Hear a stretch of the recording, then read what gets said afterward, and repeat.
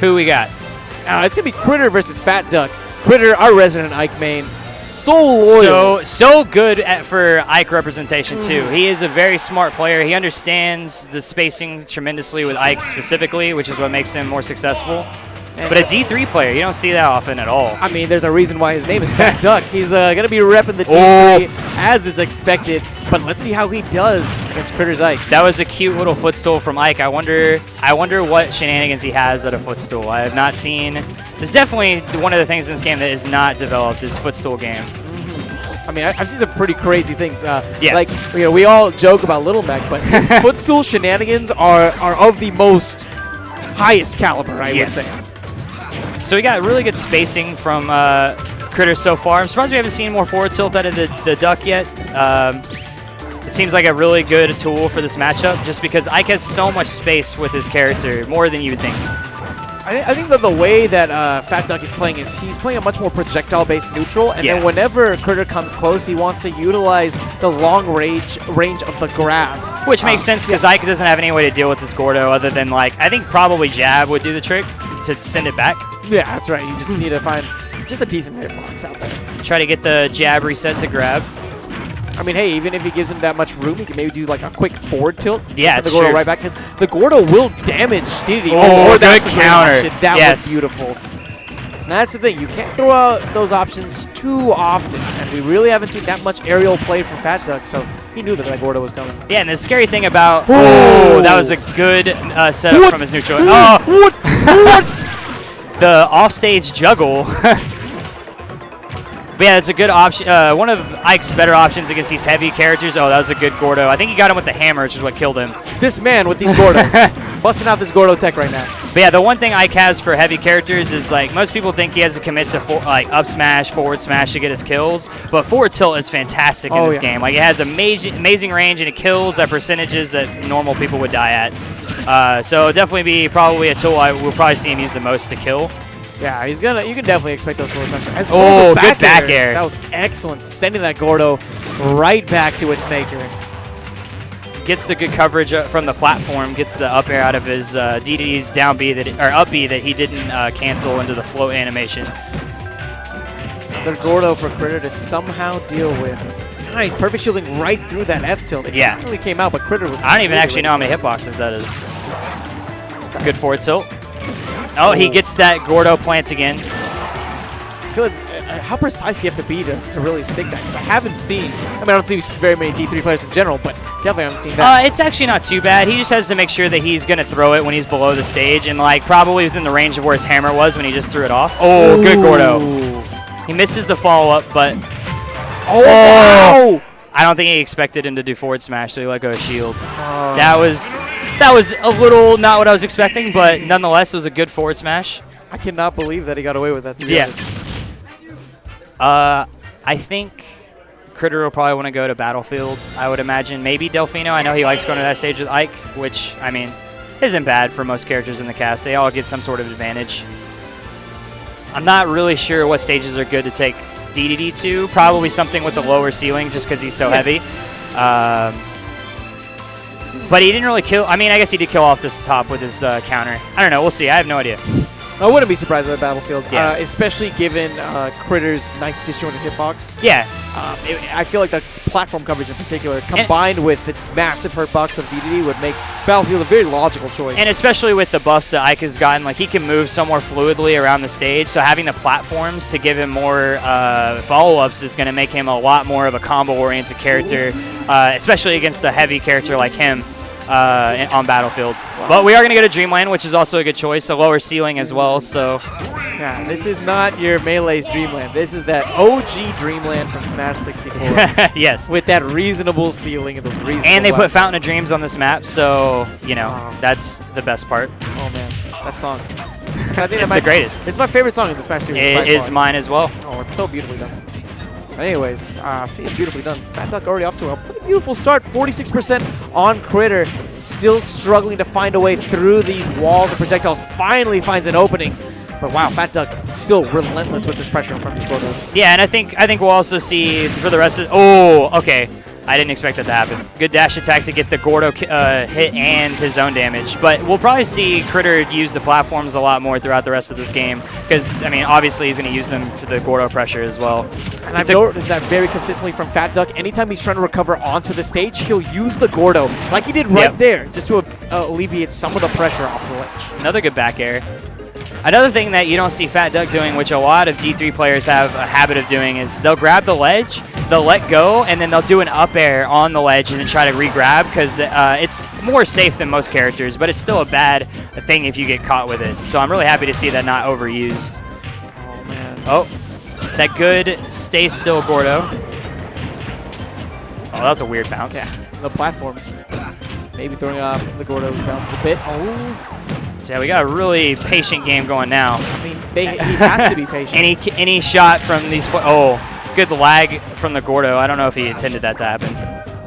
Nice, and Critter really starting to pick up on FatDuck's tendencies off stage. So finding himself off stage A little poorly spaced, but it's still a good option.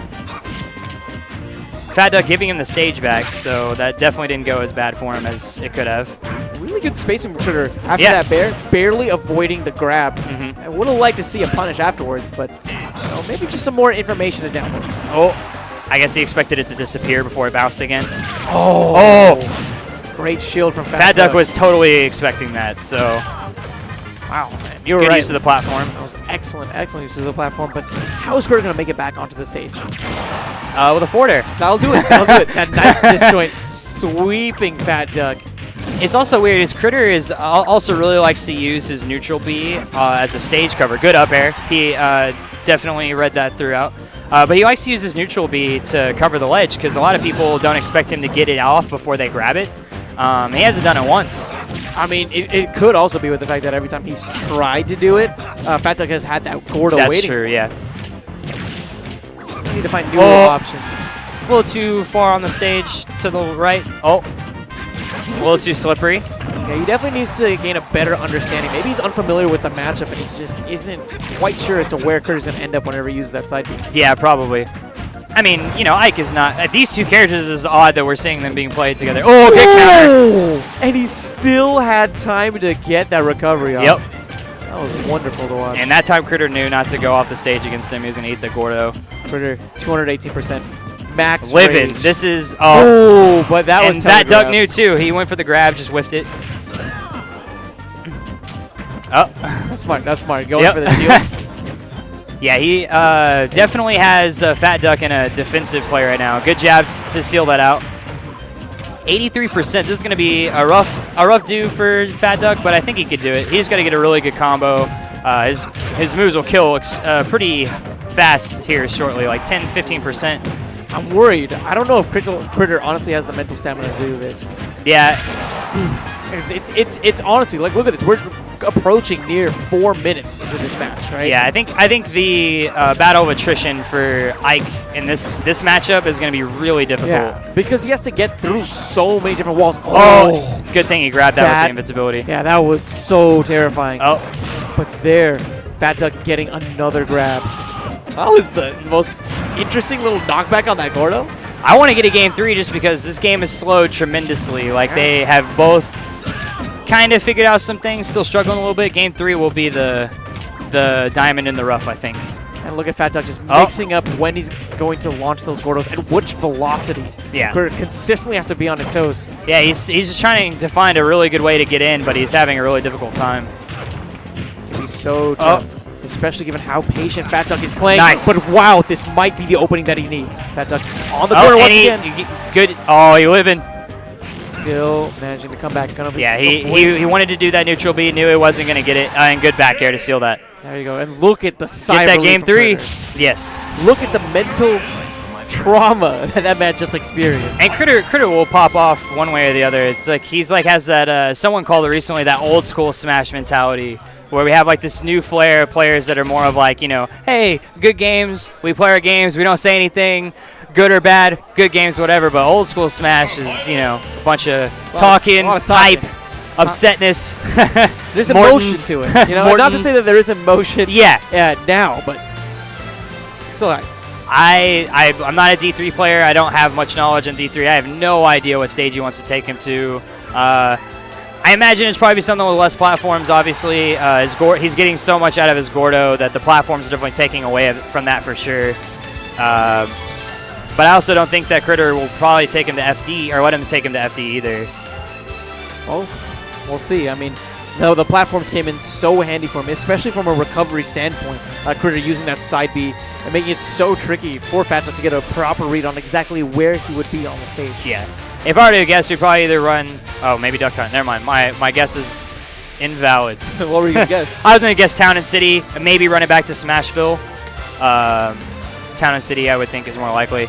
I mean, you could be right. I could be. He has this that bluff on the Duck Hunt. And we are going to Town and City. There it is. All right, so I think this game is probably going to be as slow as the last one, which is not bad. I think the best way for Critter to approach this is just he has to beat him in the spacing game. Yeah. It's Critter right now has to play the role of the Titan. Oh, he got that. Somehow he has to find a way around the walls. Because when he does, that's when it's destruction. So I really like, I see now what Critter wants to do. I really like his reset. He actually likes to get the footstool so they hit the ground. They're forced to either stand up, roll one way or the other, and he just gets a grab reset out of it. So he gets like this really good stage control just from this little nifty combo at 0. No, but just look at this damage output though from FatDuck. Oh, I guess. Oh man, I was a bit nervous for Critter. I'll be honest, I was a bit nervous. Little bit. I wasn't sure if he'd be able to make it back. And that was a good cancel on the up B, so he didn't get punished by Critter because he wasn't sure if he could comfortably throw out a move to punish his recovery. I think Critter needs to stay at a range where if FatDuck pulls out one of the Gordos, he'll be able to execute a dash attack in a way where it will send the Gordo back, but it'll also hit with the dash attack. He's had a lot of success piling on the percentage in that way. I would also just like to see more jab in general from Critter. I think that the jab in general will sustain him against the Gordo a little better and just give him much better ability to punish like for nifty little damage when he's not sure, when he doesn't have a safe option. I wasn't exactly sure what happened there. So Critter grabbed him, but at the immediate frame that he did, he put out a forward tilt, so it knocked him out of it, and then he ate the rest. Wow. Very rough for Critter. Yep. FatDuck still holding on, but dash attack? Dash attack, not quite going to do it. I mean, he is a fat duck. Yeah, he is a little bit fat. That's the opportunity. That's an opportunity. Good weight by Critter. Yep, did it again. FatDuck punished twice in a row for failing to sweet spot the ledge. Yeah. He probably would have been able to retain that stock, pulling on a little bit more extra credit. Instead, we're going to be at nearly even percents as we go to game 3. And I think this right here is the exact range that that Critter wants to play at. Just like good, like fast attacks that aren't that punishable, and then when he has it, he gets this really good roundabout space when he's in the air. He has that platform right above him. Oh, there's the jab coming out. He's getting a lot of utility from these aerials. He's realizing it's probably going to be pretty hard to get a grab in against FatDuck, especially since DDD's grab range is a lot longer, I believe, than Ike's. Yeah, and DDD's only really quick aerial that he can use in close combat that's good is neutral air, and so a lot of Critter's aerials can outspace him and just beat him with the startup. Ooh, gets the Gordo plant. But I don't know if it's going to have any time to really play a factor. Yeah. Critter, one solid read from taking this set. Yeah, he maintained full stage control this set. Oh, that was great. Excellent. Down tilt, pops him up, forward air, finishes the trick. That was like a perfect download for last stock game 3. Oh, yeah, but gotta give it up to FatDuck. Yeah, that was great. I'm not used to seeing DDD players, and I definitely haven't seen him before. But yeah. Hopefully, won't be the last that we see of him. Even though Critter's gonna be the one taking this set 2-1. Yeah.